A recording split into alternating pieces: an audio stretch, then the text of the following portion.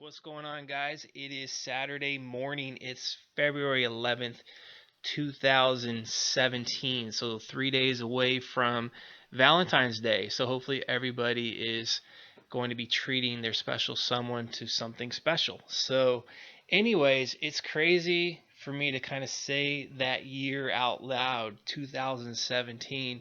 It seems like yesterday that I did my very first bodybuilding competition, and that was back in 1993. So to think 24 years later, I'm still at it and still progressing, and most importantly, still enjoying the shit out of this sport. Of course, I've seen a lot of highs, a lot of lows, but through it all, I've kept the love there for the most part. So it's just kind of amazing again to kind of reflect back a little bit. So as far as reflecting back the last couple of weeks, um, it's been an interesting couple of weeks to say the least. It's been an interesting start of the year to say the least. It's been a rough year so far for the Alberts household. Water leaks in the house. I had a broken pipe. Now, yesterday, from all the rains here in California, my roof started leaking. So, the house has been a little bit of an issue. It's been pretty stressful because of that. And then last night, my son actually woke up at about 3:50 in the morning with the driest, most nastiest cough. It was, and he was having a hard time breathing. So that was pretty damn scary to get woken up to that. He's okay now, but basically, yeah, his just throat got so damn dry and so swollen that, yeah, he was having a little bit hard time breathing. So my wife and I, we got him in the shower. With the hot steam from the water, kind of helped to clear that airway a little bit, and we gave him some a breathing treatment. So he's doing a bit better now. But yeah, just like it's a pretty scary moment as a dad.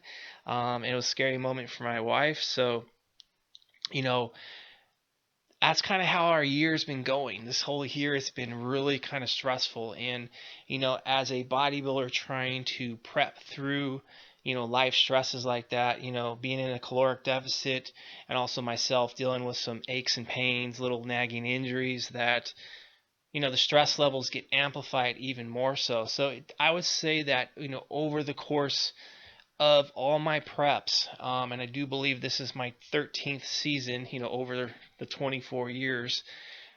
This is by far the hardest that I've had to kind of endure. Not from a, grinding standpoint, because my very first prep was probably the worst in regards to actually grinding.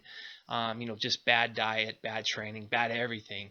Um, but this one, as far as from a stress standpoint, like a life stress standpoint, this is right up there with if not the hardest preps that I've had to endure so far. And I think now that I'm a veteran and getting older, my body doesn't recover as well as it once did. I think that's kind of the difference now as an older athlete versus when I was younger. When I was younger, I can get after it in the gym, and the next day I wouldn't feel as beat up. Whereas now, if I get after it in the gym, then yeah, I'm feeling that shit the next day even more so. And you've been dealing with a lot of aches and pains, piriformis that's been flared up, so that's altered my training. Can't really squat and deadlift like I was, so just kind of relegated to certain movements. Like for quads, I've been doing Smith squats, but putting my feet pretty far out in front of me. That way, my hips don't really have to, I'm not really hinging at the hip too much. It's taking, less stress off the piriformis because I don't have to, I keep my feet closer together so I don't have to really kind of, ask that muscle to help out as much. And then on deadlifts, I introduced those back into the mix, but I took even a more narrow stance than what I already have. I'm already traditionally have a pretty narrow, I guess you could call it a hybrid sumo. So I went even narrower to, just to make sure that that piriformis isn't really taking too much too much brunt of the work. and I only worked up to 2 plates, this session, and it felt okay. So I'm gonna keep it pretty tame, but doing things like I said, the Smith squats for quads, light deadlifts. I've been doing pull throughs for glutes. I've been doing hyperextensions for lower back, and just the leg curls. So I'm still hitting my legs decently well, but of course I would love to be able to get back into some squats and deadlifts. But for the time being, I have to be a realist, and I have to be patient, and to understand that I need to just kind of take what my body's going to give me. So I'm not getting out of the comfort zone at the moment, trying to just do what I can do. And I'll admit the reason why that piriformis issue came about is that I did a rookie mistake. It's advice that I give my athletes all the time is that whenever we change up maybe the stance on a squat, or stance on a deadlift, or we change some form, like we change technique, let's lower the loads down, like way down, and practice that new technique, really get good at it before we decide to really move the loads up. And I didn't even take my own advice on the deadlift session that I had, that inflamed the piriformis. Basically, I took a little bit wider than normal stance. I'm like, let me widen my stance up, and try this technique out, see if that feels good or not. But I didn't lower loads down. I basically said, okay, let's just do 385, and let's do sets of 3. We'll do 3 sets. We'll do 10 reps. And of course, the load didn't feel heavy. I accomplished that. But 2 days later, I could hardly get out of bed. So, rookie mistakes. So even as a veteran, we're not perfect. We're going to make mistakes. But moving forward, I know now, to be really cautious with what I'm doing, and to, be smart with my training. So yeah, just a rookie mistake that I paid the price for. But it's been a rough go, this prep, trying to progress in the weight room as best as I can, while under just being in pain in general, just pain, whether it's the piriformis, whether it's my shoulders acting up, because my shoulders are, my right shoulder flares up from time to time. My left elbow, I have tendonitis, so that flares up from time to time. So just in my left hip bothers me at times. So it's just there's always like pain associated with almost every training session. And so I really have to be very careful and cautious with what I'm doing. The way I program now, it's not like, okay, what is science telling me to do program wise? What should be my the volume, what's my frequency, the intensity levels, all that. It's hard for me to program in that capacity. It's like when I program for myself, it's like, what can and can't I do based on what I'm experiencing from an aches and pains and injury standpoint, and also programming around life schedule. So that's what I program my training around, and often it's changing frequently. But for the most part, I try to keep consistency as much as I can. So, that's why I like to run upper lower splits all the time, just because it's so easy to auto regulate it. Like, let's say I can only train 3 days this week. I can go upper lower upper, and then the following week I start with lower, and just keep everything going in succession. So it's easy to kind of manipulate with life, keeps things going. Whereas if I'm hitting let's say an upper lower push pull legs or something like that, it's a little bit more challenging to kind of manipulate that type of a program for myself with the schedule that I'm working around. So upper lowers work really well for me.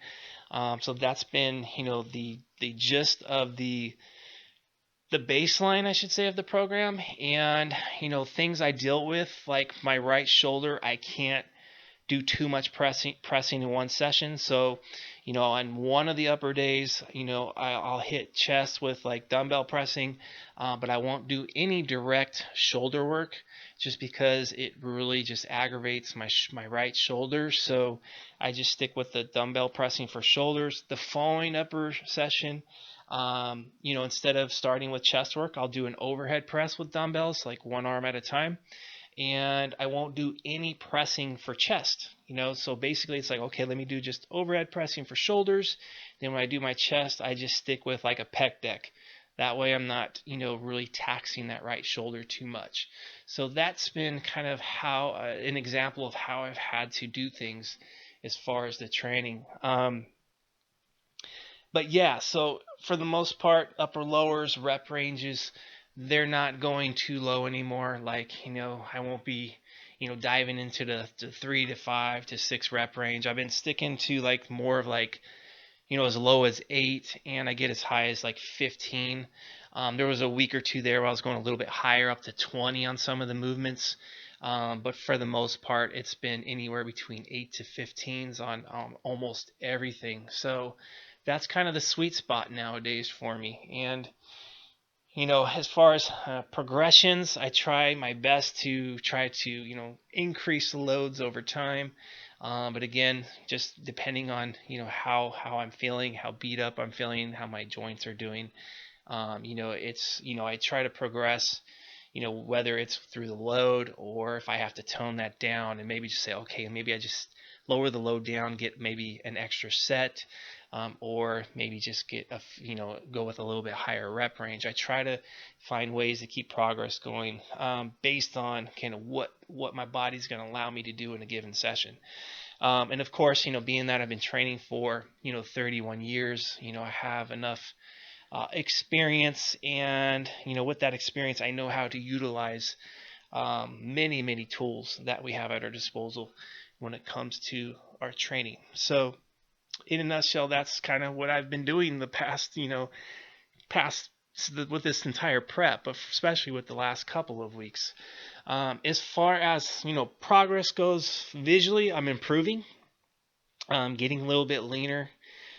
Still a ways to go, but definitely slight changes on the weekly basis now, so that's nice to see. I been doing 5 low days, right around 60 fat, 250 on the carbs, protein's about 180, and then the refeeds I auto regulate based on progress. So my fat loss progress, how I'm feeling, how I'm looking, and also my training and my recovery. Last week was a really assertive week when it came to fat loss. I saw, and I'm not doing any cardio, which is very interesting because usually I have to do a lot of cardio to see good fat loss progress because I am a desk jockey. I sit at my desk all day. But this prep, the last probably going on 3 weeks now, I haven't done one cardio session because of the aches and pains that I've been dealing with, trying to give that a break. But yet I've seen my weight kind of drop considerably, and I kind of compensated by lowering calories down because of the lack of cardio. But I actually lost a bit too much weight. It impacted my training last week. It impacted recovery. Thursday, Friday, Saturday, I felt like complete shit. I had to bypass a couple workouts. That's how bad I was feeling. So basically what I had to do was on Saturday, Sunday last week, I took 2 large refeeds, like pretty large. My carbs were over 500, closer to 600 on Sunday. Fats were right around 60 to 70. Protein was about 180. I gained about 4 pounds on Monday, but I looked and felt so much better.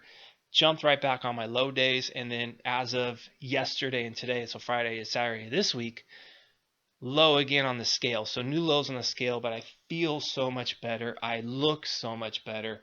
And this week probably what I'm going to do is bump my calories just a little bit during the week so I don't experience what I experienced last week, just having 2 to 3 days where I just felt like complete shit. But other than that, guys, so that is a roundup of how things have been going. overall, for the most part, the prep is going pretty well. Life is slowly but surely, it's seeing some bright spots. I know it's been a little bit rough here this year, but I'm pretty sure that I'll be seeing some the light at the end of the tunnel. It's there. I just we just got to start going towards it. But other than that, we'll talk to you guys later. Have a